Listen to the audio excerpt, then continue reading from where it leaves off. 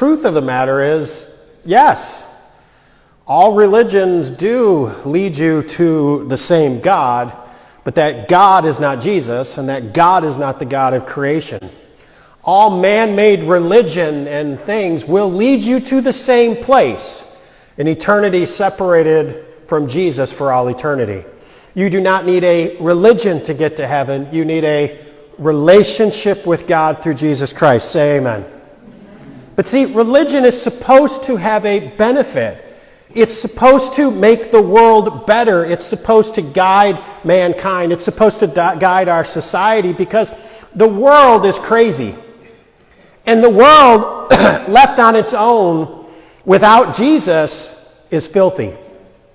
There's a video that went around on the internet, and it is in Italy. This Catholic nun, and she went and she broke up these two models. They were doing a photo shoot, and these two females were kissing. And in an Italian, she walked up to them while right in the middle of it. You can see her, and she broke up those two young ladies doing this. And in Italian, she kind of said some things that this isn't right. What you're doing is wrong, and it needs to stop. And she jumped in and literally stopped it. You know, I thought about that video, and sometimes religion can stop degradation.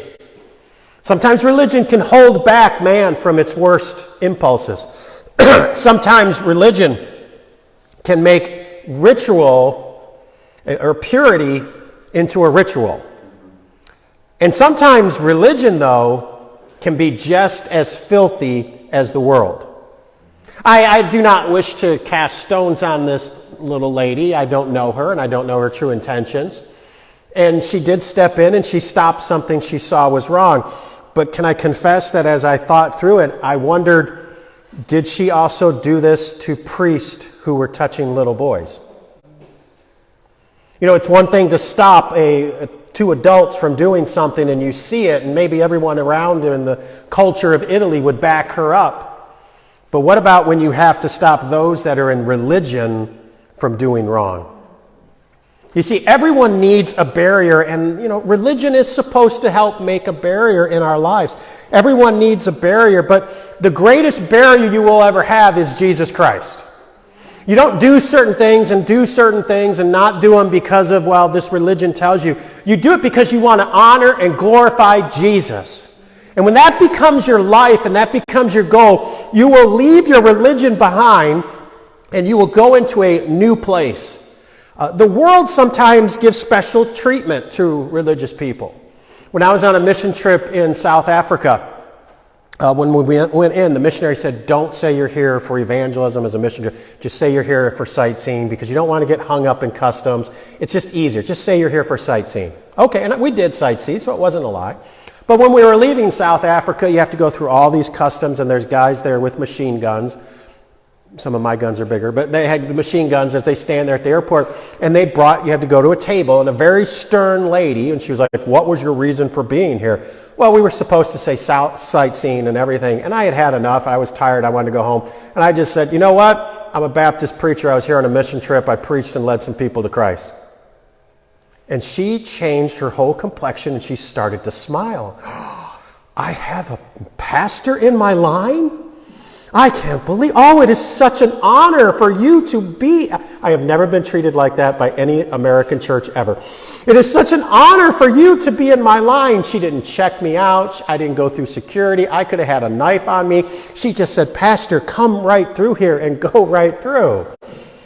Okay, religion sometimes gives some people a pass and says, well, we'll look the other way for these people.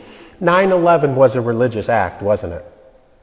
And they thought it was okay to murder certain people because their religion told them to do that.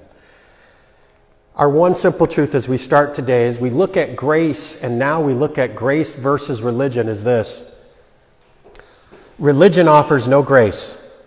Only Jesus brings grace. The only place you will ever find grace is in Jesus. Religion will condemn you right out. And someone once said, and I love this statement, never confuse Jesus and religion or man-made rules. Jesus is not religion, and I mean it by the sense of man-made religion. Jesus is not man-made rules and everything that goes with it. Jesus is completely separate. Man left to himself is naturally religious. You put a group of people on a desert island and eventually they will start to worship something. They will automatically turn to some sort of religion. And by the way, there is a religion going on today, and it's not Christianity that has taken over. There is a religion going on today, and it is the opposite of Jesus. But the most dangerous thing in this planet is not mankind. The most dangerous thing is the religion man makes. I want to give you three things as we get started before we get to John 5. Man's religion, number one, it effortlessly blends with sin. Man's religion effortlessly blends with sin. The story goes that someone wrote this down. I read the other day about a man who, being very religious, decided that he would purchase a statue of Jesus for his home. And so he purchased the statue of Christ. He brought it home and he set it on the office table in the living room. His wife was somewhat distressed, not feeling it exactly went with the decor that she had decorated, and she removed it and put it in the den. Later on, the husband moved it again and put it in another area of the home. Finally, a prompt 2-year-old said to them, as they were arguing over where to put Jesus, said, "Can't you decide what to do with God?"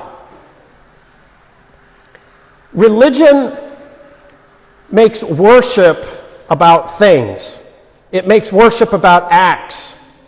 Zephaniah, our theme verse today in Zephaniah 1, was a group of former believers who are now taking their faith in God and blending it with the worship of Moloch.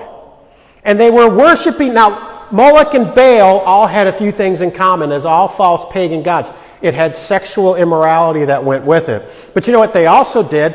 They would also castrate their sons as a form of worship to these false gods. They would also murder their children as a form of worship to their sons. And God tells them here in Zephaniah 1, for they go up to their roofs and bow down to the sun, the moon, and the stars. That's what they were worshiping, the creation. They claim to follow the Lord, but they worship Moloch too. They worship the true God and this false demon. And I will destroy those who used to worship me, but now no longer do. For they no longer ask for the Lord's guidance or seek my blessings.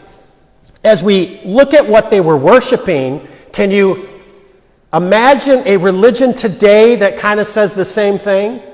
A religion that says, allow your children to be murdered in the name of this religion? A religion that is castrating children for the sake at the altar of this religion? It sounds a lot like the nonsense and the transgender thing that's going on today in our world. Left to their own devices, this is where man always goes. And he goes in the name of religion.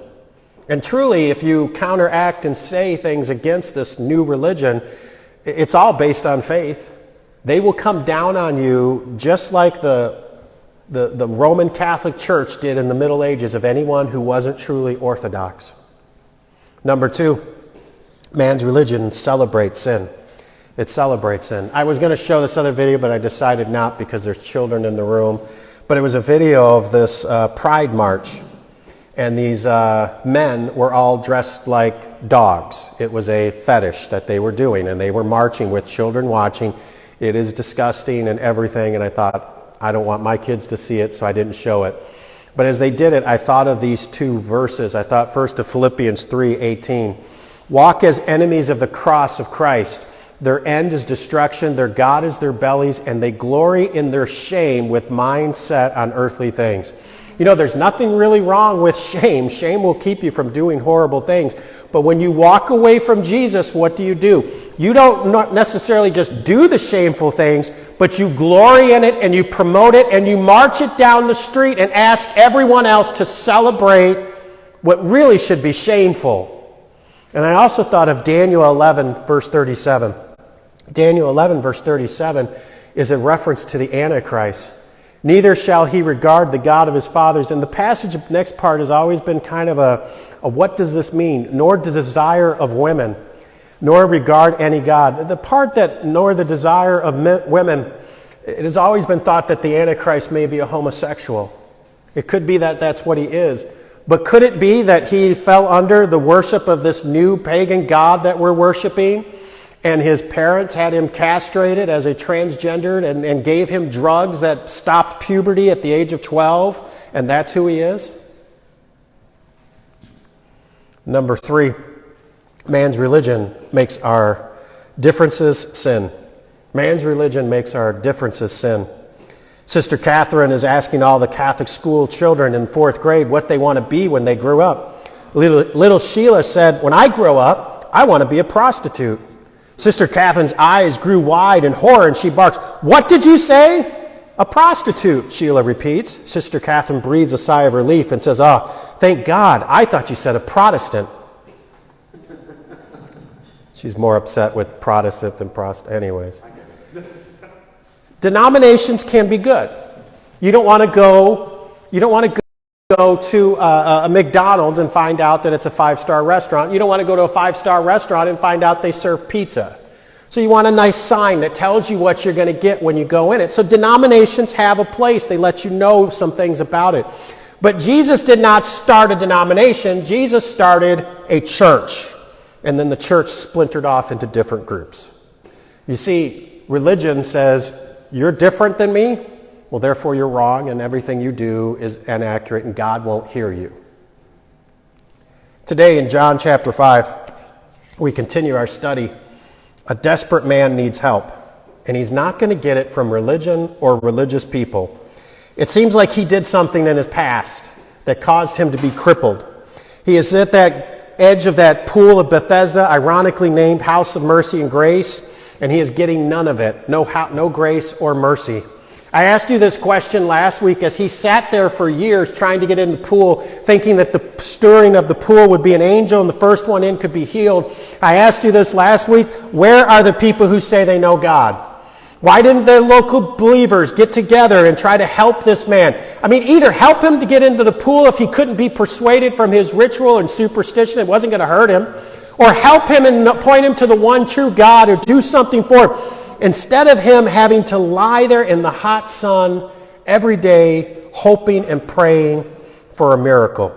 But the problem occurred, as we saw last week, is that Jesus will heal this man, but he does it on the Sabbath, and the religious people are upset. He could have healed this man on any day.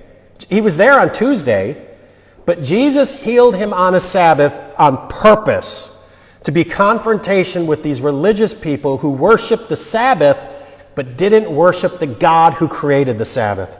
So look at verse 8. We'll kind of recap. Jesus said unto him, "Get up, take up your bed and walk."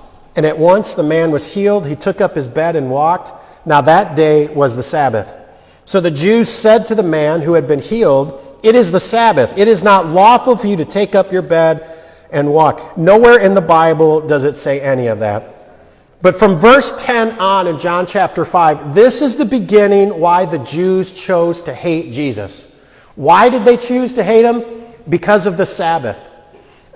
I could give you a lot of verses and things about why we don't keep the Sabbath day, but truthfully, as a believer in Jesus Christ, every day is the Sabbath. We have a day of rest.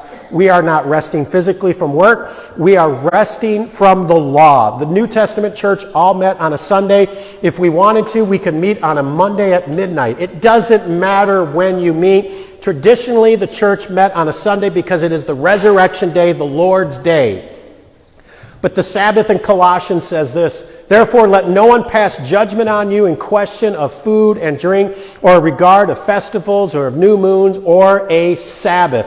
These are a shadow of things to come, but the substance belongs to Christ." Meaning all of these Old Testament things, the law, everything, was nothing more than a shadow, a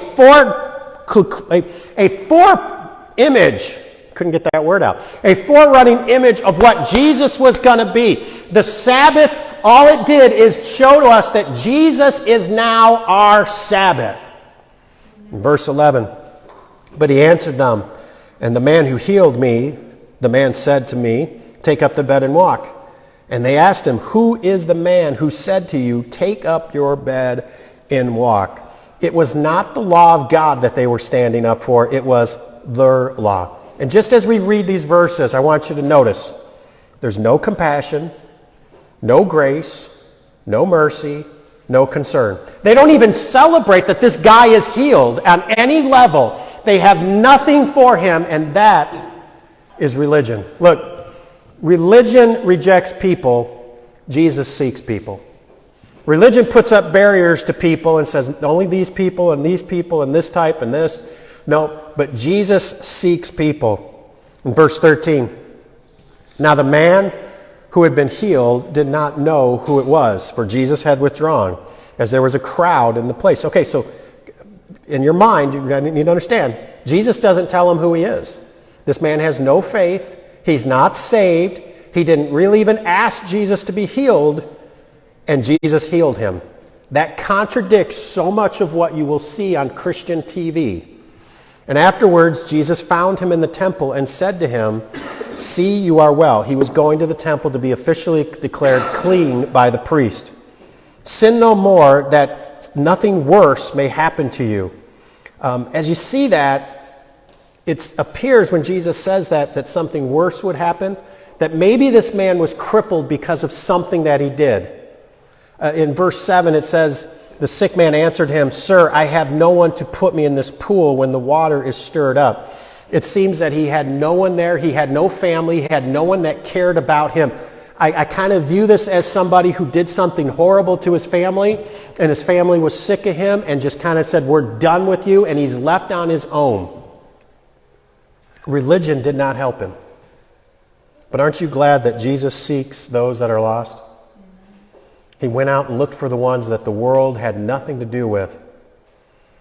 There's a pretty good chance this guy isn't a good person. How do I know? Well, what does Jesus tell him there?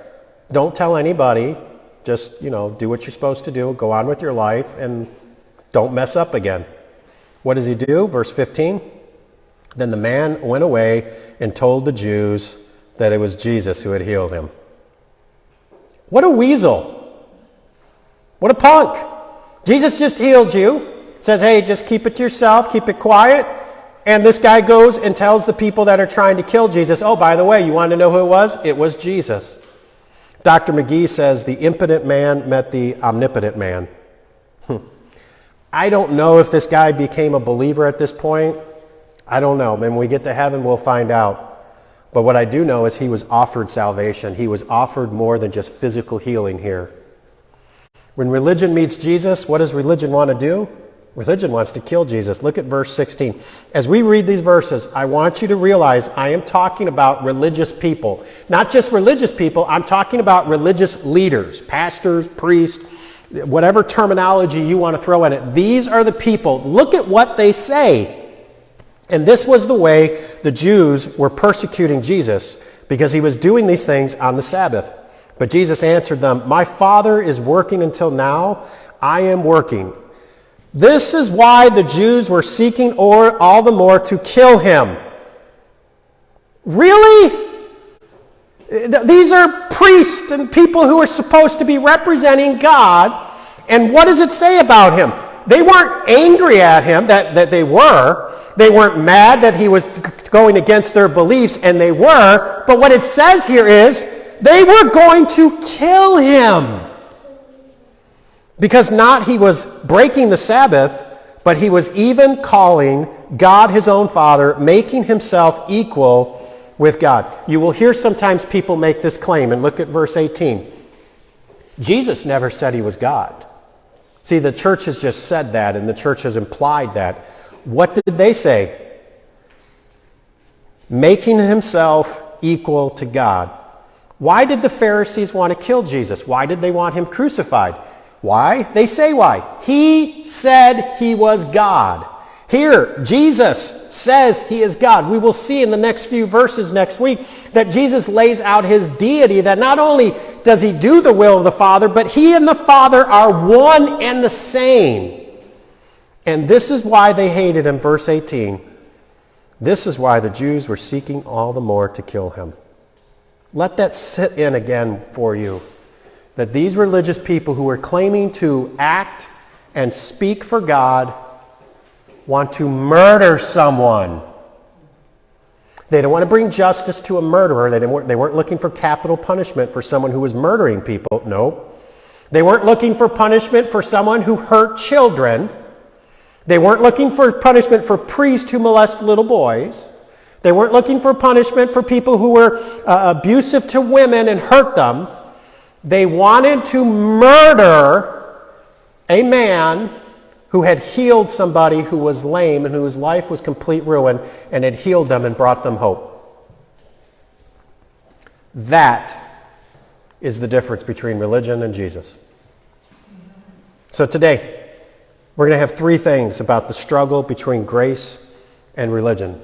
The struggle between grace and religion, number one, if you're taking notes, it puts the deity of Jesus on display. It puts the deity of Jesus on display. His words and his works showed it. Jesus declared his deity and he displayed his deity. There's two questions you need to ask two different groups. Okay? When you talk to any religious group, okay? When you ask somebody, they go to a church or they're part of something or a group you've never heard of, what you need to ask them, what do you say Jesus is? Or, who do you say Jesus is? And if they say, well, he was a good teacher, he was a prophet, but they don't say he was and always is God, right there, that's a cult. That's a false teaching. Who do you say Jesus is? He's the first, only Son of God. He was always God. He didn't become God. That's something you ask. Look, when you talk to a Mormon, and really Word of Faith follows this pattern. Jesus wasn't always God. He became God, they say.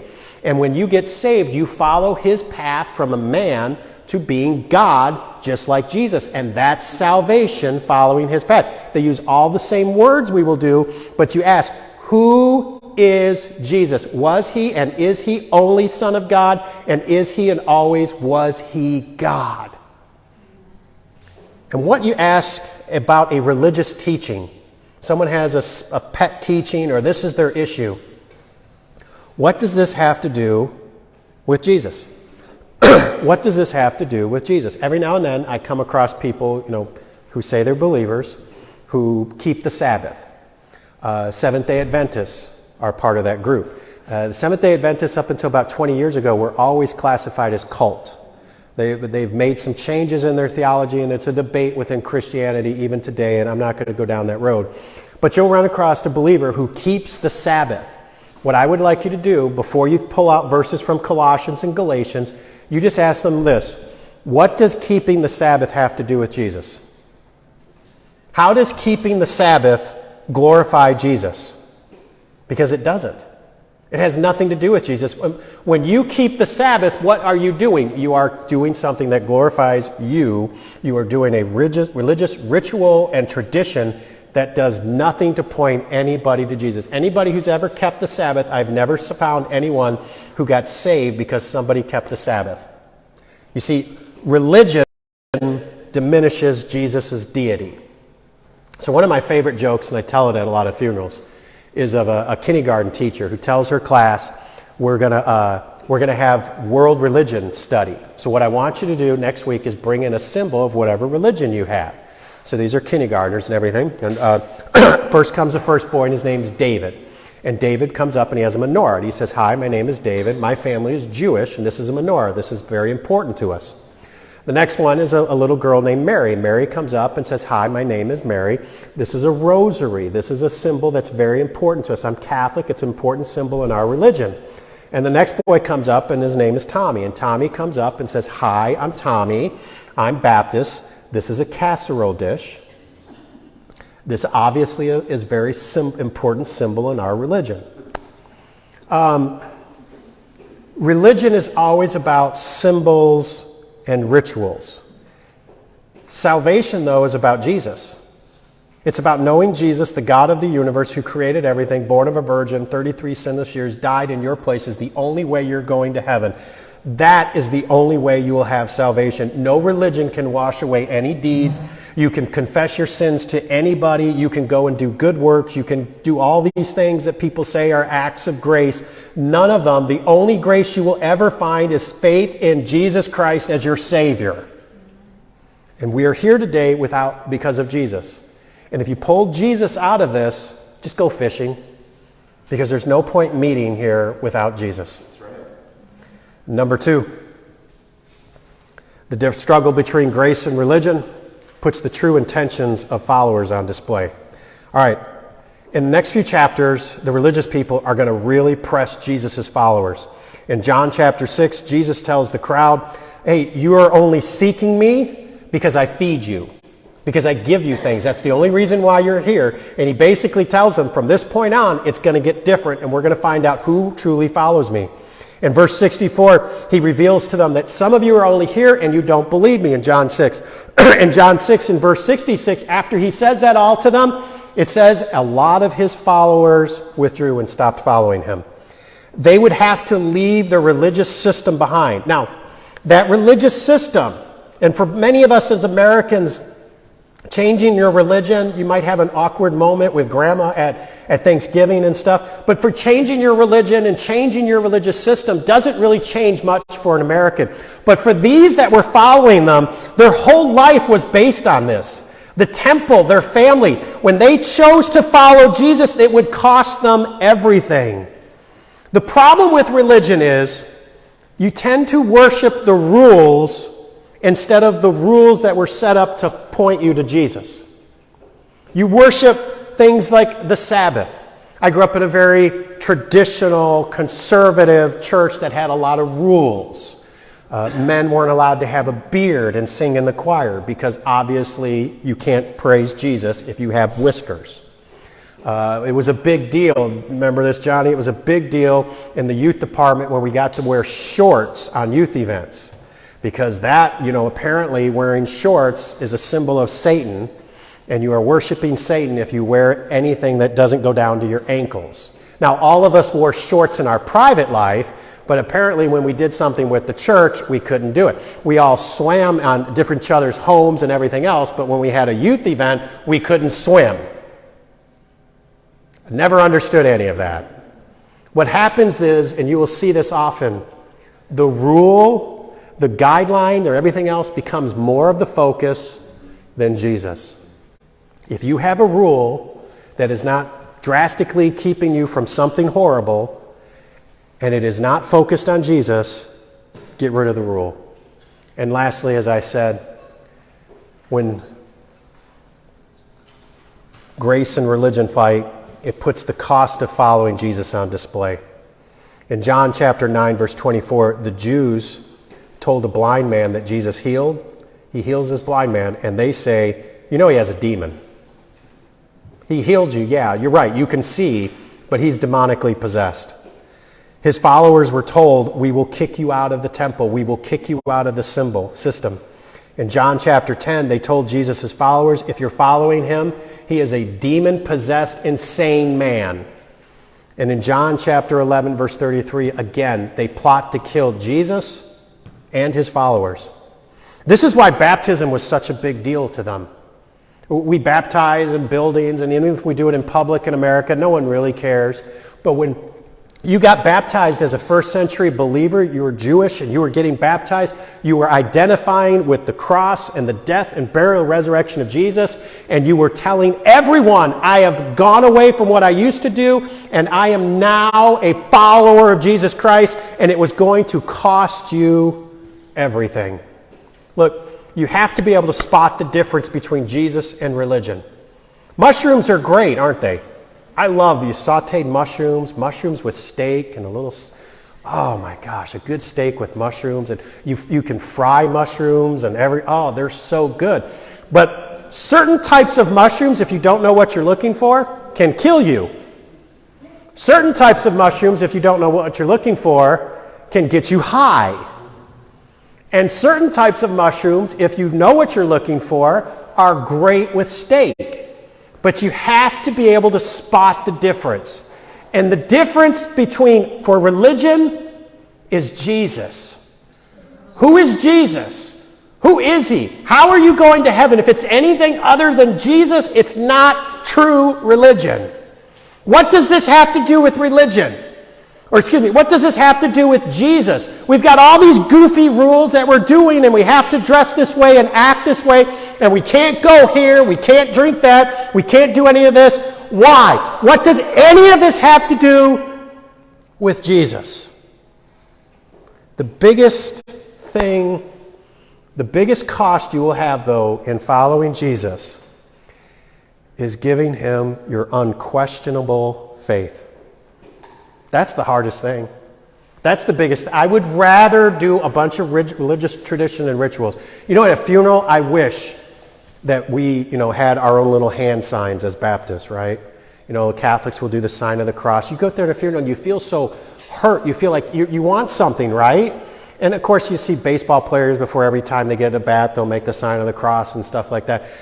We need to come up with our own little Baptist symbol and thing, because sometimes it's nice to have those little symbols. It brings a little bit of comfort, right? The most difficult thing that you will give Jesus is just your faith. That tomorrow he's going to take care of you. That if everything goes wrong and your whole life gets destroyed, that he will give you the ability to start rebuilding your ark again. It's really hard. And as somebody told me this week and said, as a pastor, you should practice what you preach about faith. Those type of people, when I become king of the world, will be executed.